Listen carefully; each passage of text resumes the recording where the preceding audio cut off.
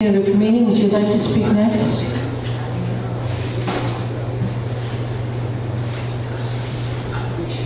Rukmini, a very original disciple of Srila Prabhupada, very beloved and very good friend of Sudharma's. Hare Krishna.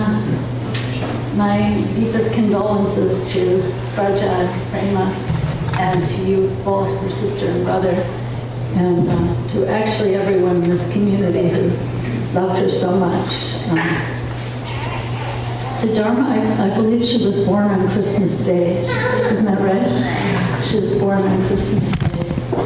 And I was thinking when we were flying here from DC, I was thinking about Jesus said that blessed are those who have seen and believed, but more blessed are those who have believed and have not seen. And I was thinking about how Sudharma didn't really have the personal time with Prabhupada that some of us had, but yet she had so much faith in him through his books, through his teachings. So she was really an extraordinary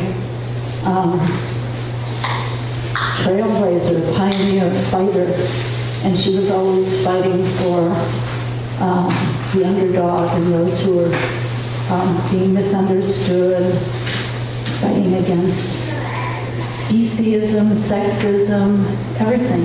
You know, she was just such a great example of fighting for the right thing. And my husband Anuttam and I knew her in different places, here in Alachua, in Denver. She came through Denver with you, Braja. I have this memory of you. This is kind of quirky and charming, but so I remember being in the prasadam room where they would take lunch and breakfast in the Denver temple, sitting there with you one morning. I don't know how old you were, maybe you were 8 or 9 or something, and you just turned to me and said, "So what's your program, Prabhu?" And I was thinking, this is Sudharma reincarnated. This child is Sudharma. It was just so, I always remember that was so cute and so charming, you know. But yeah, she was always fighting for her god sisters, fighting for women in the ISKCON movement. I wanted to read, so there's a little bit of, Pranad, are you going to be speaking at all? You going to be, yeah? Because you might know the background of this a little bit better than I do, but there had been so much neglect, abuse, disregard for women in the ISKCON movement that at one point you were one of the, I think you paid for Sudharma, isn't that right? You paid for Sudharma to come to Mayapur to speak? Actually, all the ladies. All the ladies here in Alachua? No, the ones that attended the 2000 meetings. So you gathered resources so that all those women ladies could come. So a group of us came and spoke to the ISKCON governing body in the year 2000 to speak about the abuses to women, the neglect, the disregard, the abuse. Several of us spoke, and Sudharma spoke as well. I'm not going to read to you the heartbreaking anecdotes that she recites in her presentation. I'm reading from the ISKCON Communications Journal, which hopefully you can find online. Okay, what volume? What? What volume? This is volume 1, June 2000. Yeah, hopefully it can be found online. Anyway, if I read you her whole presentation that she spoke, you'd all be just crying and overwhelmed. I'm not going to read the anecdotes that she recited, but I'm going to read a little bit of what she did say. She says, so who came? So it was Vishaka, Sudharma, Sitala, Yamuna, Kusha, Sudamani, Sudharma, and me.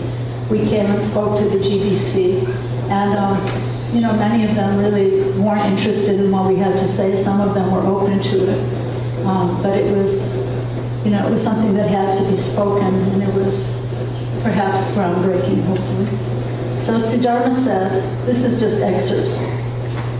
She says, to understand the seriousness of a disease, it is important to recognize its symptoms.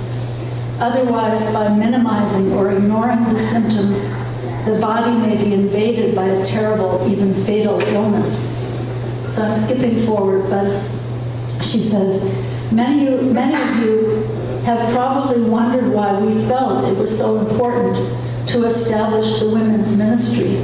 Perhaps I can shed some light on this by sharing a few personal experiences and thoughts. Perhaps also through my testimony and what you have heard from my God sisters, you will understand that this is not feminism, but rather a sincere attempt to create an environment conducive to devotional service for Vaishnavis, women followers of Krishna. I hope that you will also recognize that the seeds of injustice toward and prejudice against women still bear fruit today. And just the last few paragraphs. The stories I've mentioned represent a minute segment of the misfortune I and others experienced.